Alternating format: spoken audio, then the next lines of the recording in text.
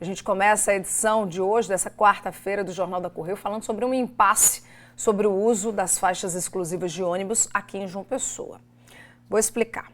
A CEMOB tem sinalizado que deve manter a flexibilização do uso das faixas para outros veículos. Mas aí o que acontece? O Sindicato das Empresas de Transporte Coletivo Urbano de João Pessoa, o Sintur, afirma que essa medida impacta diretamente na qualidade do serviço, inclusive que há estudos que comprovam isso. Eu vou chamar agora ao vivo o repórter Lucas Macieira, que traz mais informações sobre essa situação aqui em João Pessoa. Boa noite para você, Lucas. Olá, Linda. Boa noite para você, para todo mundo que acompanha o Jornal da Correio. Inclusive, esse estudo que você mencionou agora há pouco, Linda, que o Sintur fez, né, o sindicato que representa as empresas do transporte coletivo aqui de João Pessoa, foi aqui na Avenida Pedro II, de onde eu falo neste momento, entre os dias 17 e 21 de fevereiro, portanto aí do mês passado, eles ficaram fazendo um acompanhamento das linhas que passam por esse corredor aqui, que é um dos principais corredores da cidade. E esse levantamento feito pelo Sindicato das Empresas de Ônibus mostra justamente que nesse percurso aqui de cerca de 2,5 km da Avenida Pedro II, o tempo da viagem dos ônibus aumentou de 8 minutos para 10 minutos. Então aí uma viagem 2 minutos mais demorada.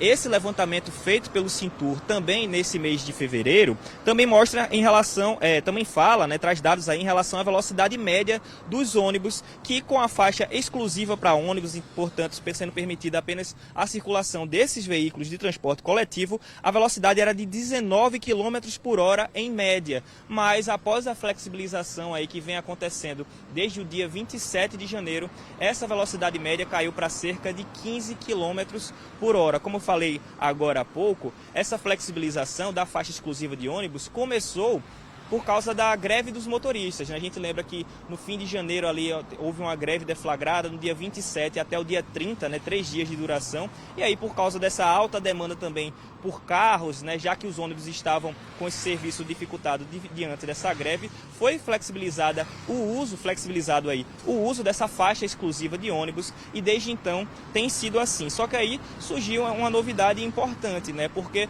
passou a greve foi finalizada, mas a exclusividade dos ônibus não voltou, né?